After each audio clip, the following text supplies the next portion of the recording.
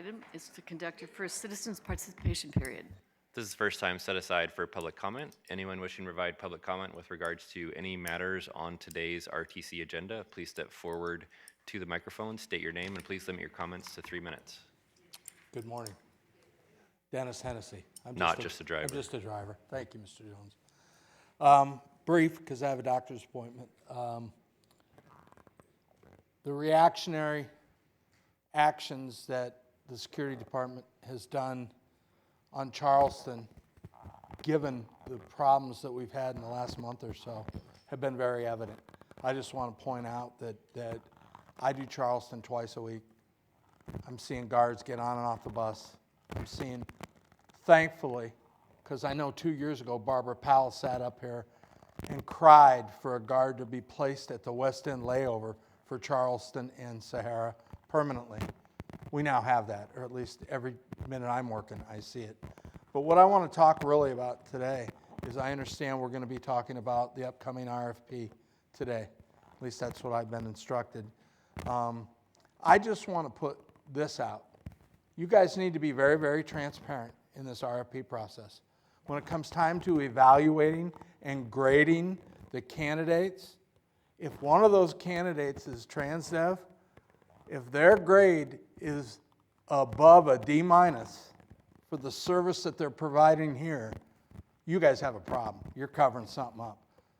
I've asked now for, I'm going to say 8 months, for somebody to come forth to me, and again, I asked again today. I'd like to know what the total dollar amount in liquidated damages that TransDev's paid. You guys need to be transparent. You need to let the public know that you're dissatisfied with the service they're providing. But you're not, because you're making an extra however many dollars a month. Who's suffering is the public. Who's suffering is the public. That's all I have to say. Thank you. Thank you, Mr. Hennessy. Anyone else wishing to provide public comment? Seeing none, we'll go ahead and close the first public comment period. I'll turn over to Ms. Maynard-Carey. Thanks, Chairman. The next item is to approve the agenda. It is in order and ready for your approval. I'll entertain a motion to approve the agenda. There's a motion to approve the agenda. All those in favor, please signify by saying aye. Aye. Anyone opposed? Hearing none, motion carries. The next item is to receive the C report. And first, we'd like to highlight some great news. And we can't thank the Clark County Commission enough for their efforts. A few weeks ago, the Commission approved an ordinance to extend fuel revenue indexing for an additional 10 years. Since 2014, FRI has been a cornerstone of roadway funding in Southern Nevada, helping maintain and enhance the infrastructure that millions of residents and visitors rely on every single day. Since its launch, FRI has generated over more than $1 billion in additional revenue for critical roadway projects that you've seen in every single corner of this valley. So here's a quick video to highlight the impacts of fuel revenue indexing in our valley. Fuel revenue indexing, or FRI, has played a vital role in keeping our region's roadways funded and our transportation system moving forward. Since its launch, FRI has been a cornerstone of roadway funding in Southern Nevada, maintaining and enhancing the infrastructure that millions of residents and visitors rely on every day. Since 2014, fuel revenue indexing has generated more than $1 billion in additional revenue to fund 727 critical roadway projects across the valley. Without FRI, fuel tax revenues would have remained flat, losing purchasing power over time, and many of the improvements we depend on today simply wouldn't exist. We leveraged $1 billion in additional revenue into $3 billion of roadway projects that help maintain the nearly 10,000 miles of roadways and freeways in Southern Nevada and better connect our growing communities. These investments have created or sustained more than 24,000 jobs, while reducing congestion, improving safety, and keeping our region moving efficiently. These projects have also benefited 78 local small businesses. A reliable local source of funding also means more opportunities to receive federal funding. Major projects financed by a mix of local and federal funding include the Laughlin Bullhead City Bridge, the I-15 interchange at Star Avenue, the I-11 Boulder City Bypass, Maryland Parkway Bus Rapid Transit, and Reimagine Boulder Highway. FRI funding supports dozens of local projects that make a daily difference for residents. School in particular has benefited because the intersection at Cactus and Buffalo was an uncontrolled intersection before. Now there's a stoplight that the kids are able to use to get more safely to school. For law enforcement and first responders. Opening of this overpass will help improve response times for Las Vegas and fire and rescue to be able to get to your emergency in a quicker, more efficient manner. For businesses. We've been in this corridor for a long time. We've seen a lot of changes and things are starting to look a lot better. A lot of new businesses are coming in. For our community. Whether it's bridges, whether it's sidewalks, whether it's street lights, all of that helps the community members get to outdoor locations. Thank you, Southern Nevada. Together, we are fueling progress. Again, many thanks to the Clark County Commission and for all of you, our RTC Board of Commissioners, for all your support over the last number of years to make sure this happens, so thank you. Oh, man, this is, I didn't want to do this. I was calling securities for somebody to lock him up in his office so he would never leave us. But today is literally not only his last meeting, it's his last day at the RTC. He's been with us for 17 years. He has been, I'll tell you, I've been working with Mark. I hired him all those years ago. We've never, in every single audit, we have at least 3 major audits every year, we've had no findings. Finance team, Mark knew a long time ago that he had to look for the folks that he could help step up, right? How could he help them mature and grow within the finance department? He has done an incredible job of ensuring that through the Great Recession, through the pandemic, through some of the challenges we've had financially, he's been all over it. I call him, he's sort of like the Mr. Rogers of the finance. He's the CFO that, he puts on a sweater and he goes into a budget meeting and the staff asks for money and he says, no. And that's kind of like a no, no, I don't know, probably not. And they think he's kidding, but he's not. He just has this really congenial delivery and it's always a no. I said, don't let that face fool you here. There's a tiger beneath it. But all things must come to an end, and Mark is retiring. He is lucky. He's got 5 grandkids he gets to spend time with. He is going to be dearly missed. I can't overemphasize that, how much you've meant to this agency and to all of us. Your leadership has been extraordinary, Mark. Your kindness, you are such a humanitarian and he's a CFO. They think that kind of in numbers and black and white, he's actually just a really nice man, and we're going to miss you. And I want to say thank you. I'd like a big round of applause, please, for Mark.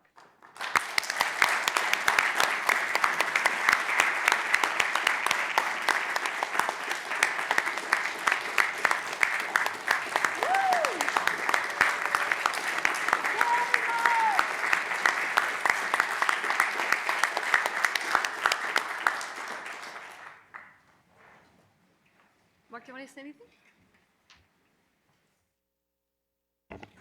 Thank you. It's been an honor to work here, and it's been a great experience, and it's been wonderful to work with such good people. Thank you.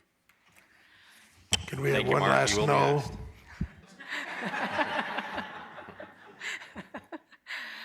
Anyway, Mark, thank you so much. All right, next, again, one of our favorite parts of the CA report is to recognize really hardworking employees that many times don't get the recognition because they're behind the scenes. And so we would like to recognize Agustin Aguilera. He's a night shift technician with American Graffiti. And let's watch as Alan Hayes, who is our Senior Director of Facilities and Transit Amenities, surprise him with the Crystal Bus Award.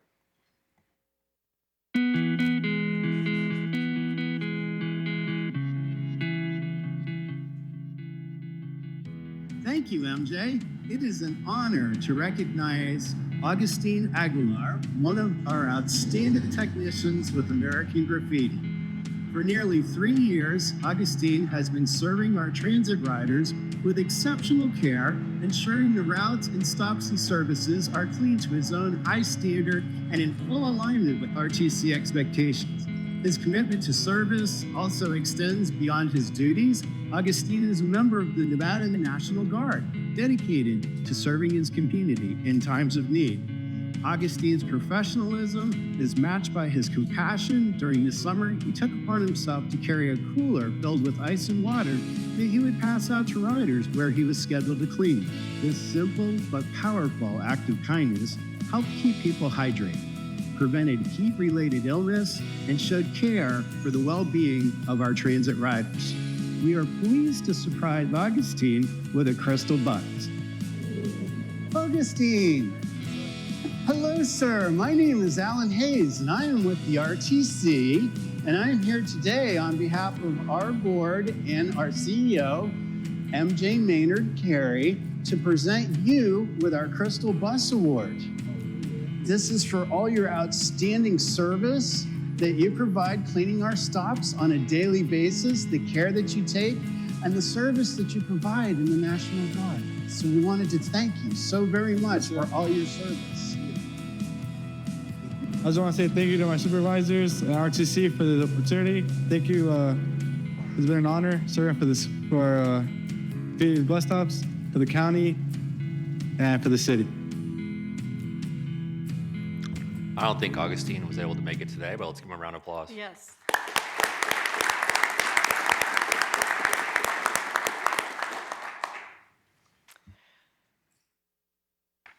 And now, I'm telling you, I've known this guy for 19 years, as long as I've been in the RTC, and I'm so happy that he's finally been recognized, because he is a true ambassador for our city and for the service. We would like to recognize Transit Operator Rakim Cox, Sr., and let's watch Sabrina Glenn, Senior Director of Transit Services, surprise him with his Crystal Bus Award.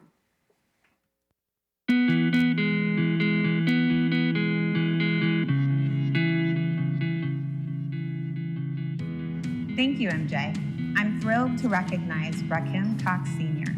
He's one of our outstanding operators at TransDev. For more than 20 years, he's displayed exceptional dedication, professionalism, and an unwavering commitment to excellence as a bus operator.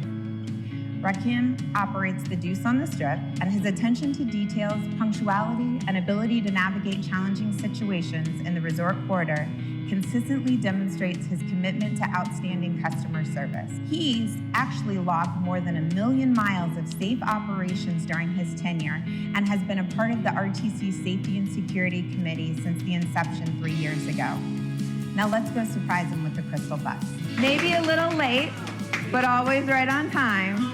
It is finally our opportunity to acknowledge all of the hard work, dedication, and effort that you have put into driving our service over the last, 20 years?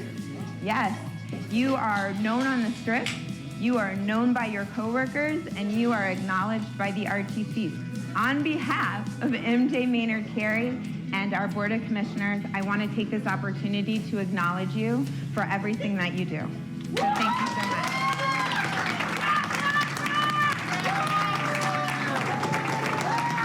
I want to thank the RTC, the board members. MJ, you know you're awesome. Thanks for everything, the safety committee, everybody, all the drivers that put in the hard work every day. I really appreciate you all for this honored gift. Thank you very much. Rakim, stand up so I can recognize you.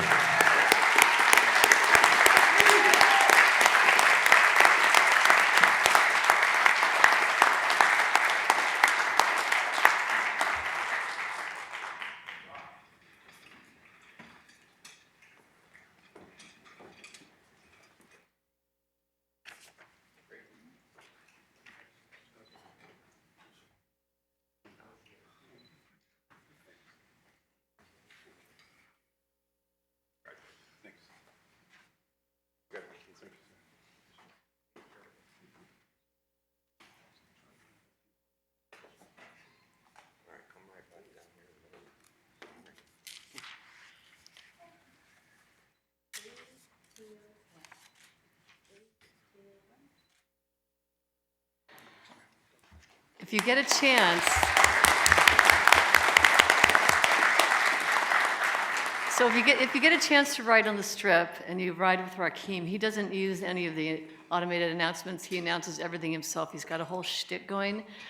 It's amazing that tourists love him. He has a lot of regulars that know him by name. It's a lot of fun if you get to ride with him. Thanks, Rakeem. Okay, yeah.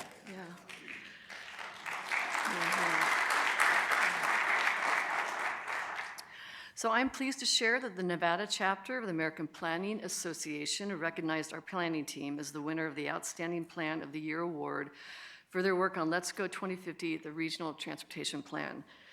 The Regional Transportation Plan, it's updated every 4 years to ensure that the approximately $85 million in annual federal transportation funds are prioritized and then distributed effectively to each jurisdiction in Southern Nevada. As it looks at the next 25 years of priorities, this plan is critical to how we prepare for our growing community. And it maybe sounds kind of this dry, sort of maybe not very exciting word, but in the MPO world, in the planning world, this is a really big deal. So I want to say many, many thanks to the hardworking staff, Andrew Kelman, Deborah, and the rest of the team. Are they here? Stand up.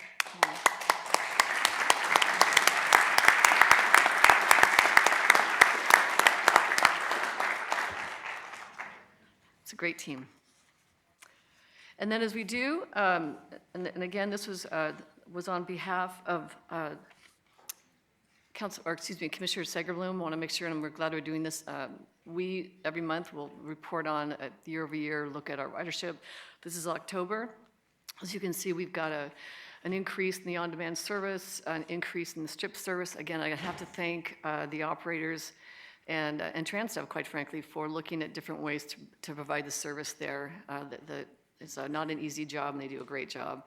The residential service is down about 5%. That's due to the October 12th service change. Sometimes when you implement new service, it takes a couple of days for things to get ironed out, so there's a bit of a decrease there. Again, you'll see it's interesting that for month after month, you're seeing that the Route 221, that's the Cactus Horizon Ridge Boulder City route, every month that is one route that stands out as having continuous ridership improvement. Also, as part of the October service change, some of the retiming was done to look at the reliability of other routes, and so Route 122, that's the South Maryland Parkway West Henderson route, saw a 16% increase in ridership. And so when those service changes are implemented, we see improvements, and when we see improvements, we see ridership grow. So many thanks again to our team and to the drivers that are out there every day doing the hard work. So this slide presents the average missed service for October 2025. If you look here, a lot more missed service month over month. We found that our routes are really impacted by the setup of F1. And so while they are the setup of the track barriers and the lighting, it has an impact. Even when we put detours in place, it does have an impact on the missed service. So you'll see that is really sort of an anomaly when you look at the monthly missed service. And then for the fleet availability, if you note here, and I'll get into the comments about the fleet availability, but if you look on here, there was more demand for fleet in October 2025, and again, that had a lot to do with the October 12th service change. Safety and security, again, this is October 2024 versus October 2025. You see here on the slide, the passenger and driver assaults has decreased, and we're very happy about that. One assault is too many.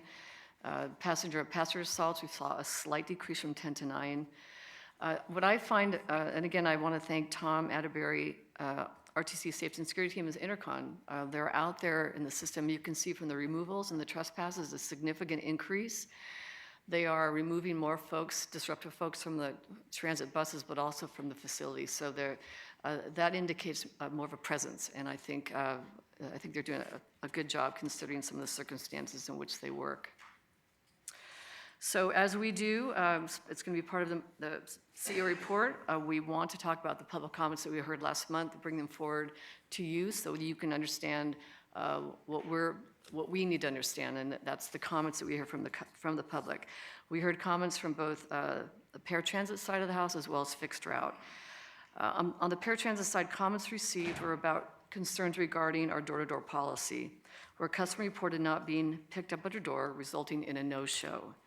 As a result of the comment, our paratransit manager connected with this constituent on November 13th and reiterated our policy that drivers must meet passengers at the door, but they cannot, at least today, they cannot enter homes, lobbies, or hard-to-see areas in order to keep an eye on any passengers that are in the paratransit vehicle. In addition, when a no-show occurs, at the passenger's request, we review the data, review the available video, and look at the dispatch logs. And in this case, Ms. Jones was exactly right. It was a no-show. It was confirmed. And so we appreciate her bringing that comment to our attention. We also heard from the paratransit rider about early arrivals and pickups when using Silver Ride or the Youth service. These two contractors work for TransDev, and they're there to help us with some of the overflow, some of the issues that maybe you're seeing in a day-to-day paratransit service. It is a non-dedicated, so it means it's not part of the transit paratransit service. It's a non-dedicated shared ride service that arrives during a scheduled pickup window. Rides are scheduled to arrive at the requested time, and at times they do arrive early. Staff, they're looking for ways to take the improvements. This is really it's a technical issue between the software that paratransit uses, TransDev, and the software that we use in these on-demand service. So again, I appreciate the fact that this was brought forth, and we haven't not heard that complaint before, but there is an issue, and we're going to take a look to try to improve that. And then lastly, on the paratransit side, we heard from a constituent that inquired about purchasing multiple monthly paratransit passes to accommodate their travel needs, which exceeds 60 rides per month. So we currently have a fare and service working group that's working with us to not only look at fares, but to also look at our fare structure. And in that review, we studied the fare structures of fixed route and paratransit service across multiple transit agencies in the United States. And we found for paratransit, many of them only offer a single ride. So I'm glad that we have the ability right now to still offer more than just a single ride for paratransit. We're offering two types of passes, and I think that's where we want to stay. On the transit side, when a constituent reported that when he requests a ramp service, the ramp deployment is inconsistent, that really is about training. TransDev will reinforce best practices for deploying ramps at both doors in upcoming operator safety meetings. I found out, and I wasn't aware, that here in Las Vegas, RTC, we're the only transit system, at least with New Flyer buses, and they're the largest OEM, we're the only transit system that has 2 ramps. And so it's just a matter of they're just going to have to continue to work on ensuring that both ramps are available for customers. We also heard from a constituent that when he asked for a vehicle swap, he's told there are no buses. He hears that through the bus operations center. He had reported that we had 105 buses in the dead hole, or dead hole meaning they're not in service, and on the night of November the 12th. So staff went, talked to our team, talked to the TransDev team. Of the 467 total vehicles in the fleet, we average, and this is not just on the 12th, but this is just, we average 24.7% of the total fixed route fleet, or 115 transit vehicles to be scheduled out of service. And that really, we put on more miles in our buses than most transit systems. They're out on the road for 18 to 22 hours a day. They average 250 miles per day. Per the FTA, we buy these buses with federal grants, so the FTA requires you've got increments, 3,000 mile PMI, a preventative maintenance program, 6,000. So we have many times, because they are on the road so often, you'll find that a lot of the buses are being maintained. But on top of that, you can have a bus that'll go out, and then there's a customer who has a biohazard. Something happens, and we've got to pull that bus out of service, or there's a breakdown. So it can be a challenge, but given the size of our fleet, the contractor right now is complying with our bus maintenance and operation needs. But with that being said, when we hear about that, we go right to Julio Ortiz, our Senior Director of Fleet, and have him take a look, because if the buses aren't out there, we're not picking up our passengers. We're not picking up our passengers, that's an issue. So this is a really high priority for the RTC. And then lastly, you heard constituent comments regarding security at our bus yards. We followed up with the operator immediately after the board meeting. We explained that we have 2 officers at each yard, so one that patrols on a bike, and then the other who manages the gate access in both yards. So we reminded them if they have any concerns in the yard, they can call the BOC or the Bus Operations Center immediately, who share space with Intercon to address and respond to any incident. And that, Commissioners, is the CIA report. Thank you so much. Any comments or questions? Commissioner Sigalo? I want to follow up on the Formula One issue. Do we sit down after the race and with them and with Public Works and look at what we could do better? Just seems like that's a lot of missed trips or delays based on Formula One. That's Commissioner Segan, that's a really, really good point. We do. I've got the staff is working on right now sort of the recap. We do a recap of best practices, lessons learned. We found that we implemented detours much earlier, and so that's part of October. We implemented the detours earlier to ensure certainty for the riders, so they know where to stop when the bus is going to come. But I think a lot of it is just the challenge of the lane reduction is a big deal. And when you're down to 1 or 2 lanes, it's whether you're a car or bus, it's really hard to maintain on-time performance. But working with your staff they've been tremendously helpful. And so they met every week. They're still meeting right now to do a deep dive into best lessons learned. So we'll make sure we share that with you. Thank you, because I know a lot of times they'll block off a lane, but they don't seem to be working on it. And maybe there's a way they can open them up during the day and then close them at night or something. But I mean, that's something Formula One wants to keep coming back. They need to try to help us on that. Yeah. Lane rental fees, part of the discussion from Public Works. Councilman Wallace. I just wanted to make a comment. I started coming here 3 years ago, and when I started coming, about 50% of the comments were on security and safety on the buses and things. And in the last couple of years, those number of comments have decreased substantially, and every month we see these statistics, and we see nothing but improvement. I think that the people causing that, the security people right now, are doing a better job than they've ever done before, and they should get accolades just for that. Thank you very much. That's right. That's right. There you go, safety and security team. Amazing. Any other comments or questions? All right. Thank you very much. Thanks, Chairman. The next item is to receive the Nevada Department of Transportation Director's Report, and we have Deputy Director Mario Gomez. Morning. For the record, Mario Gomez, NDOT Deputy Director of Operations and Maintenance. Thank you for the opportunity to present this morning.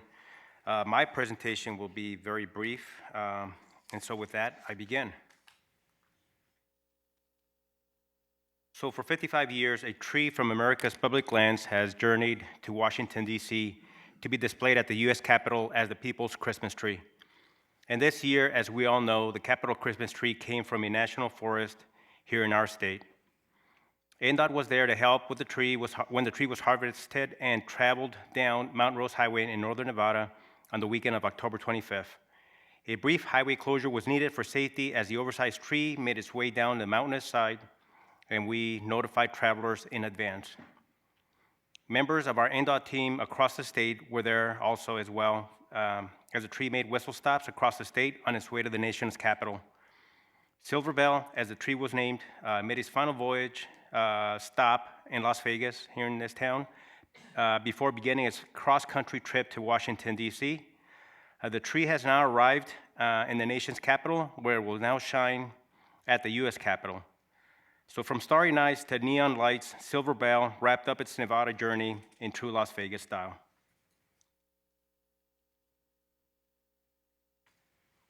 So I just want to highlight a little bit of Crash Responder Safety Week. Tragically, traffic incidents are the primary cause of death for police officers and emergency medical responders nationwide. There were 46 roadside first responders struck and killed last year on the nation's roads. Crash Responder Safety Week, which was from November 17th through the 21st, marks its 10th year in 2025, bringing together federal, state, and local agencies to highlight the dangers that responders face and to promote safe driving behaviors. On Monday, November 17th, NDOT joined with State Police, Nevada State Police, and other first responder agencies to host a media event to remind drivers of Nevada's move over law. Nevada's move over law requires drivers to slow down, proceed with caution, and move over a lane when possible. When passing emergency vehicles, NDOT, Freeway Service Patrol, tow, utility, and other roadside assistant vehicles with flashing lights. Speakers and attendees at the media event included Nevada State Police, Las Vegas Fire and Rescue, Valley Towing, and the Nevada Department of Transportation. Throughout the year, Nevada traffic incident responders also trained for safety. So since 2008, NDOT and the state police have brought together local first responders as well as private towing and hazardous material responders to train together. We call them TIM, the TIM Coalition Team, or Traffic Incident Management Coalitions. And they improve roadway incident response and road safety while reducing travel delays and keeping first responders and others on the road safer. 82% of Nevada's first responders have participated in our incident management coalition efforts. So I just want to thank you all for first responders who have participated and all first responders who bravely work to keep us all safe on the road. And for the safety of our first responders, we remind all drivers to slow down and move over when approaching first responders or incidents on the roadside. And this is my last slide, and I just wanted to thank everybody for, and say essentially that we value the support, collaboration, partnerships from this board and many of you all in the audience. Happy holidays and Happy New Year. I look forward to our continued partnerships to provide a safe, reliable, and accessible transportation choices for all. And so with that concludes my presentation. Thank you. Thank you, Director Gomez. Any comments or questions? Hearing none, thank you very much. I'll turn back to Ms. Maynard-Carey. Thanks, Chairman. The next item is to approve your consent agenda, which consists of items 5 through 34 and can be taken in one motion. I'll entertain a motion. This motion to approve the consent agenda. All those in favor, please signify by saying aye. Aye. Aye. Any opposed? Motion carries. The next item is to receive legal counsel. We have nothing to discuss this meeting, so we'll move on to your last item, which is to conduct your final citizens participation period. All right, this is the second time set aside for public comment, and in wishing to provide public comment with regards to any matters before the Regional Transportation Commission may provide their comments and keep them to 3 minutes. We'll start with Ms. Shelley Jones.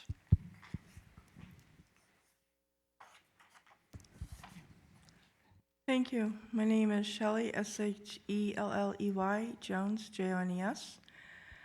And I have 3 things I want to talk about real fast. First, transparency is very important, and you have to take that very serious. Second thing is very positive. I love all the programs, Ride on Demand, Paratransit, UServe, Silver Ride. The drivers are very courteous and very professional, but there's a few that aren't. And that leads me to my last subject. My sister, who is blind and in a wheelchair, was on a bus and she had to use the restroom really bad. And the driver that had gotten a lady in a wheelchair went back and retrieved her phone, but yet my sister wasn't allowed to go to the bathroom. That's not right for anybody, because one of my dad's best friends, who was a roofer, died because he didn't use the restroom. And when they did the autopsy, it was because of urinary tract had backed up and his urine killed him. That's why it's important for anybody, and I don't care who it is, if it's a driver, they need to use the restroom, they need to use the restroom. Nobody's health is the risk of dying because paratransit doesn't want them to use the restroom. The other thing is, my sister was on a bus, and there was a DNLU, and that person had went to the bathroom in his pants and then smeared it on the wall. That is really gross and disgusting and stinky. Feces has a lot of bacteria in it, And I know this for a fact because I'm a retired nurse. And that needs to be addressed. And that situation is not good and it's not healthy because people can get sick from bacteria. Thank you very much. Have a good day. Thank you, Ms. Jones. I'll next go to George Burrows.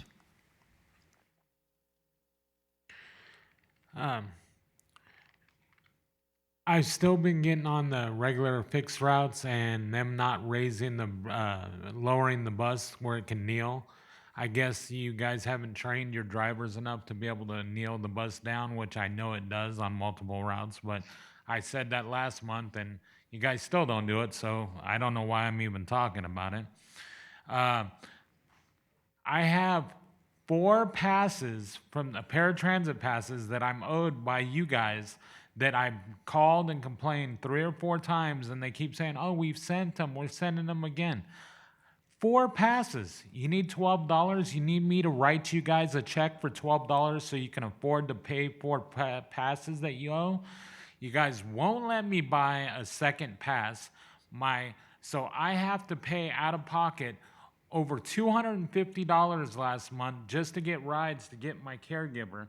You guys are making this more difficult on yourselves than it needs to be because I'm not the kind of person that goes away. I'm building a website, blog, everything like that. I'm going to be everywhere. You guys are going to be like, why didn't we just let this guy buy 2 passes a month instead of having to put up with this? And believe me, I will be everywhere. For years, I've been a digital marketer. I'm very good at what I do, and now I'm disabled. I don't do it, but I still know how to do it. So be looking out for the blogs, the YouTube videos, the newsletter. They're all going to be out there, and you're going to be like, man, we could have just let this guy go away by letting him buy 2 passes a month so he could get his caregiver to him, because it's 4 rides a month. I have 4 rides a week just to get my caregiver every week. This is what I have to deal with, and you won't let me buy 2 passes, and you owe me 4 passes that I've called and complained about, and you guys are out $12. You can't, which probably costs you 12 cents, and you don't want to send it to me. You're like, oh, don't send them the 4 passes, even though we keep saying, yeah, we owe that to you. Then I called one time, and they're like, oh, just wait 30 days and call back. Seriously, for 4 passes that you've told me you were going to send me for the last 2 months, now I got to wait 30 days? Are you guys going out of business over $12? I need to know, because if you need me to write checks for $12 so that you guys, the guy over there is not even looking at me, he's sleeping, it looks like. This is what we have to deal with. I know I'm disabled and you guys don't care about what I'm saying, but this is what you're putting me into. So I'll be everywhere, and you guys will be like, why didn't we just let this guy buy 2 passes a month? So thank yourselves for what comes. Thank you. Thank you, Mr. Burrows. Next speaker, please. Good morning, Commissioners. Good morning, Commissioners Board, RTC. Hi, MJ. My name is Francesca Parker. I am the ATU 1637 shop steward as well as a bus operator for Transdev, and I want to address the safety of the drivers. We've been here before, and I have drivers that's getting terminated because they're defending themselves, which I don't feel that is fair. People are not allowed to put their hands on us, and we're not the aggressors in the beginning of it, but we're the ones that are getting terminated for fighting for ourselves. We want to go home to our families. We want to go home to, we want to come to a job where we don't feel like we threatened all day long. I'm a super nice bus driver, but people know if you be rude to me, I have to be rude back, because I'm not a rude person at all. I wasn't raised that way. But Transdev is constantly firing drivers over words. If somebody threaten you, you may want to say, hey, if you decide you're going to put your hands on me, then I'm going to have to defend myself. How do a driver get terminated for that?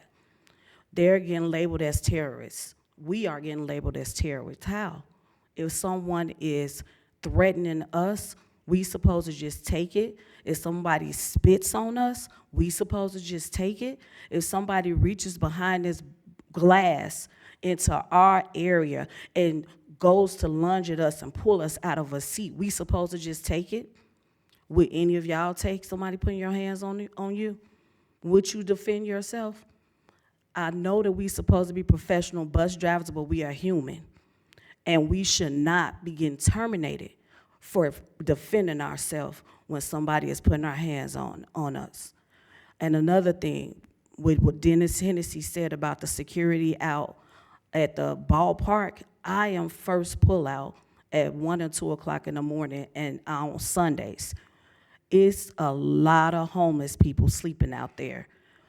I may need to use the bathroom. I can't get off the bus because I got 10 men out there sleeping, and I have to call and say, send somebody out here, but now I'm late on my route for people who are getting off of work or people who are going to work, because security is not out there all the time wrapping up those homeless people to get from that area so that I can feel safe to go to the bathroom.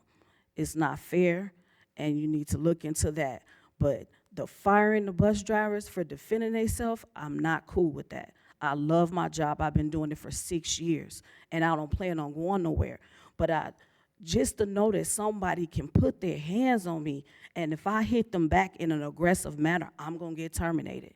That's not fair.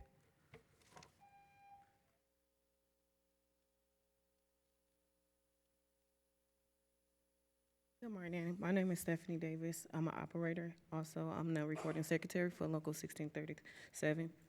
I'm here today because I could hear a lot about transparency, but really, what does that look like? When we got buses that's missing service, why don't you guys look at why they're missing service? Not just so much of the equipment, why operators are not showing up. We got supervisors disrespecting the operators. I get calls every week. I don't want to go to work because I'm tired of being spoke to like this or treated like an animal. They don't respect us in here. It's not just supervisors, it's everybody. From the middle in the department, your dispatch workers, your radio department. If they're here to support the operators, when I walk up to the window in the morning time, they don't even acknowledge you when you get there. But then they got so much stuff to say. They know your business. They tell everything. You get out there to provide a service, you got radio screaming at you about something that they messed up on, and then the operators making wrong turns. You get 20 hours of training. You put these people up out here, and then they got to deal with the other people that's screaming at them about why they was down on service, or why you take a 10-100, or you can't eat on your bus, or you getting pulled out of your seat for your camera scanning them for driving. It's miserable at this job.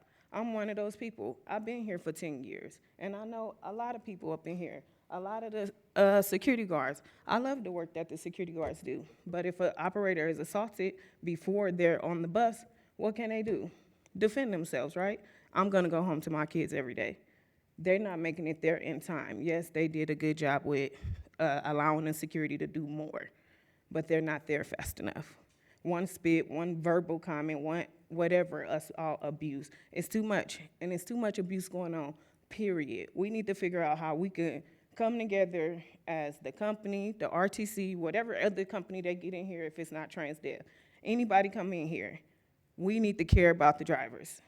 The drivers is who move in the city. We ask you guys to come ride the buses with us, not ride the bus for this bus stop, get off at that bus stop. Really see what's going on out there. This place, your health problem deteriorate. Drivers can't be here if you have back problems, knee problems, headaches, but it's causing it from here. That's not talked about when you get this job. When you get this job, it's gonna say, oh, before you know, you'll have 7 herniated discs in your spine, but they wondering why you calling off. They don't tell you, you have PTSD, mental illness problems. They don't tell you, and there's no incentives for those either, for the operators. They have no physical therapy. Oh, you get driver knee, driver leg. But you see all of our drivers walking around here limping. They don't feel good today. They're tired of being abused from the company, then get to go out there and get abused from the people. That's all I have.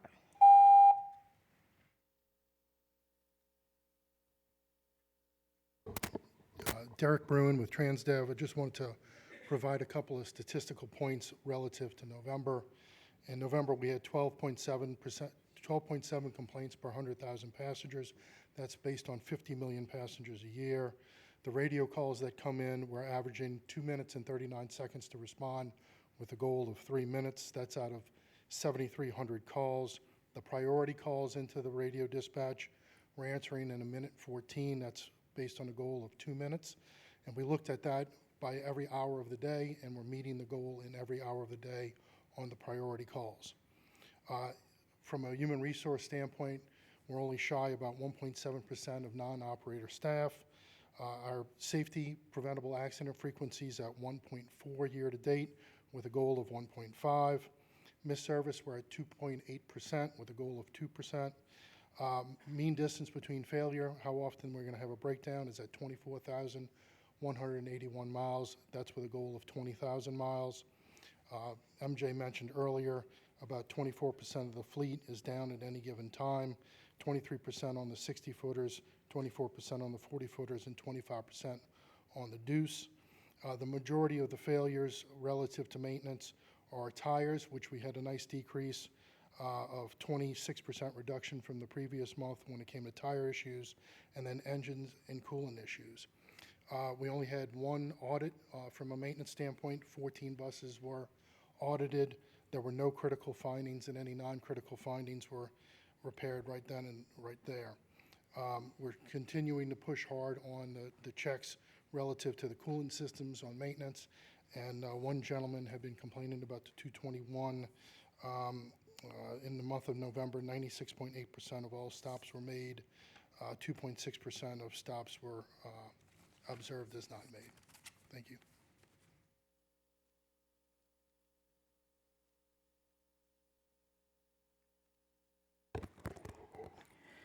Good morning. My name is Janet Arteaga, Janetarteaga. I've been a driver out of the Simmons Yard for 4.5 years, and there have been multiple occasions over the years where I have been verbally assaulted, spit on, or threatened. But the incident of Wednesday, November 19th was beyond the pale and is the reason why I choose to speak to you today. On that afternoon, I was driving southbound on Martin Luther King Boulevard, Route 105. At approximately 4 p.m., I approached Lake Mead Boulevard. A passenger who was already on my coach inexplicably began verbally assaulting me, accusing me of being racist and bigoted. Other things that he called me cannot be repeated in an open forum. But what he said next left me paralyzed with fear. He threatened that if I said one word to him, he would break the driver barrier and bash my skull in. I had no reason to doubt him. I immediately hit priority request to talk button for BOC. And as I was already in traffic, I planned to drive to the next stop, Vegas Drive, and hold position for security. However, the man exited my coach at that stop. I immediately loaded the school-age kids waiting for me onto my bus and closed the door out of fear for my passengers and myself. He continued to yell and scream at me from outside the coach. And as I was attempting to pull away from the stop, the man pulled down his pants and exposed himself to me and the young kids on the bus. By the time I arrived at BTC, I was so distraught and anguished. The BTC supervisor pulled me off my run, sensing it would be unsafe for me to continue. Unfortunately, most drivers, be they seasoned or new, Sunset or Simmons, have a story which is similar. And in the 7 days following my incident, 3 different drivers were physically assaulted. 1 year ago, drivers from both yards took surveys pertaining to barrier safety in the driver compartments. Those enhanced barriers never came to fruition. So today, drivers are no safer than we were 12 months ago, which tells me that the RTC is not serious about driver safety. It is no longer a question of if a driver gets killed out here, but when. And so I stand before you today as a matter of record, so that my children know who to hold responsible should the day come that the one driver who doesn't make it home is me. Thank you.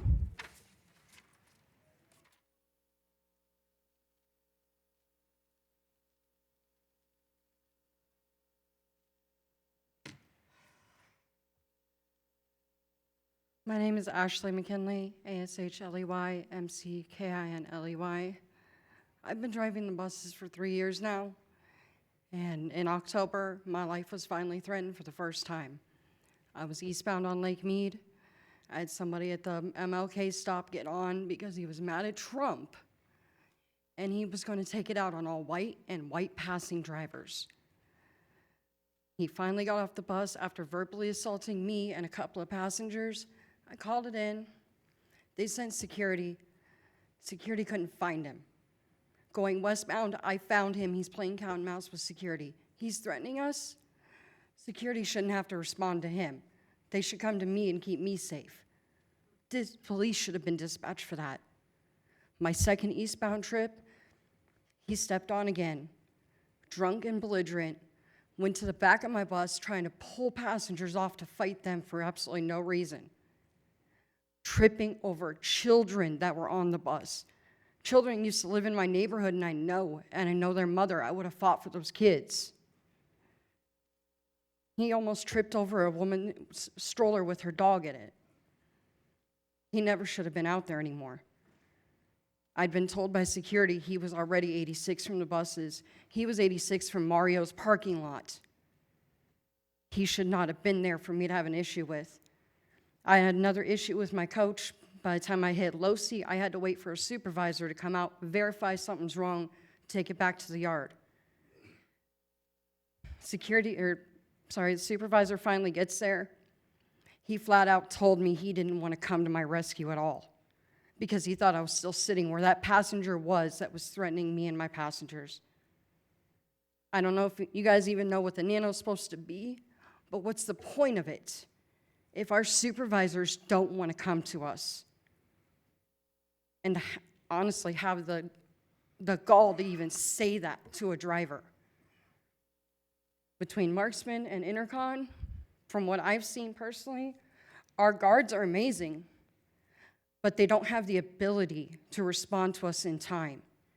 There's not enough of them. Whether it's them not getting paid enough or having the money to hire on more.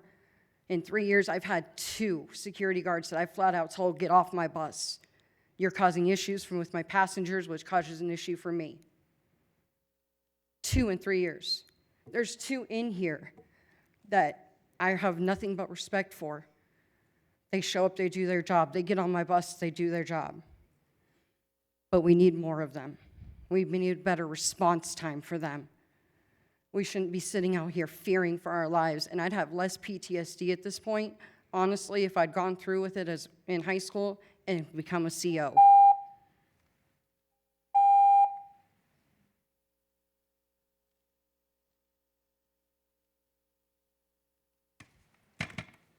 Hi, my name's Ellen Brown. I have been through every contractor that y'all have had. I've been here since 2001 driving. I'm not gonna get up here and bash TransDev because every last one of us in this audience here, every last one of you, all of us has made a mistake somewhere.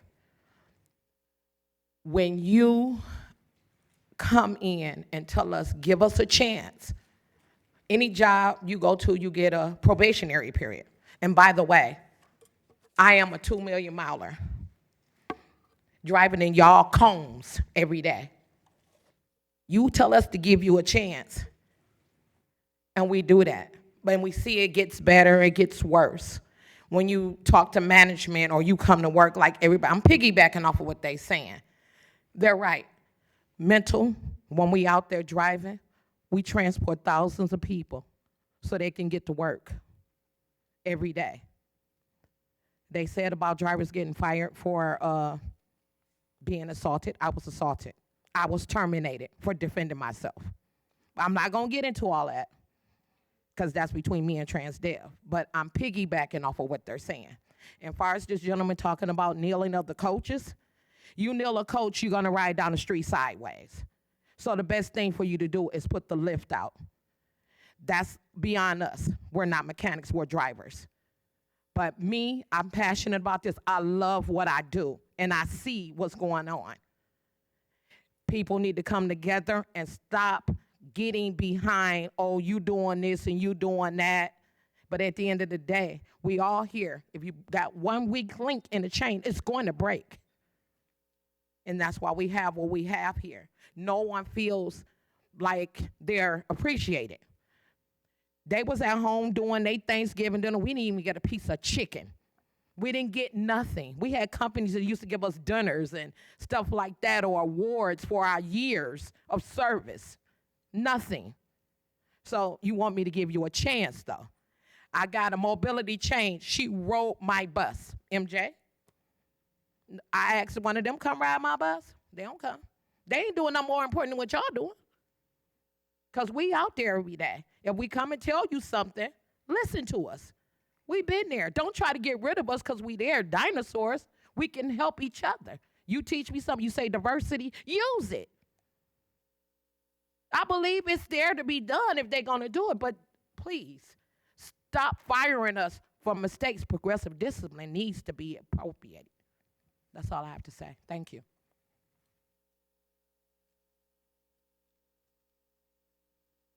Morning. William T. Lynn, ATU President. First thing I want to say is happy holidays to everybody.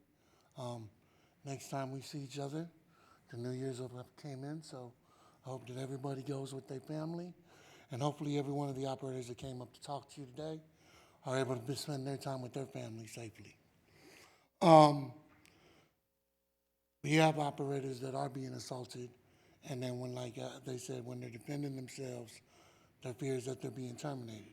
I have a shop steward that was assaulted at the same location. Now we have a full-time guard at the Charleston stop. We've been asking for it for a long time. But that wasn't until, like I said, we had to face that people that got spit on were then terminated for their act in trying to protect themselves while they were waiting for somebody to show up. We had to wait for my steward to get all the way to the yard while a man threw a rock at the back of his head because he's scared that if he had stayed there, he'd have been terminated. And all to just say that they can tell the RTC that they did something. That's what it is. They don't really look into what the actual situation is. They just want to be able to tell you they did what it is. They answered the phone in 2 minutes. She kept on driving because she got the phone call answered in 2 minutes. That's why she went all the way to BTC, right? So I'm just saying some of the realistic stuff, I don't know how realistic it is, but I think that we need to start paying attention to the facts. And I think that mostly things that happen where the company is doing it, what they're doing is they're just trying to tell you guys that they did something, is what they're trying to do. They don't really, there's times where they say, hey, let's try and move this to this just so we can say that this happened, so that we can say that we told the RTC something. It's just ridiculous. Do what's right from the beginning. Pay attention to what you're supposed to do. And that's about it. Happy holidays, everybody. Thank you for your time.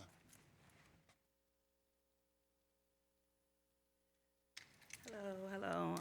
Hello to the board. Thank you, MJ, and the board and all of the leadership here. I usually come up and talk about service and things that we're doing in the operation, but today I wanted to make sure that there's 11 people that came up and spoke that are all either my employee or I work with every single day. And of those 11 individuals, at least 7 of them have my direct cell phone number.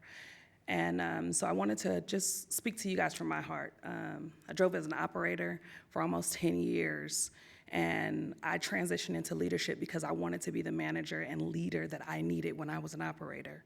There's absolutely nothing more important to me, my team, and TransDev than the safety of our operators and the safety of the customers. We have a dual responsibility to protect the customers and those that are riding our service every single day, and to protect our operators.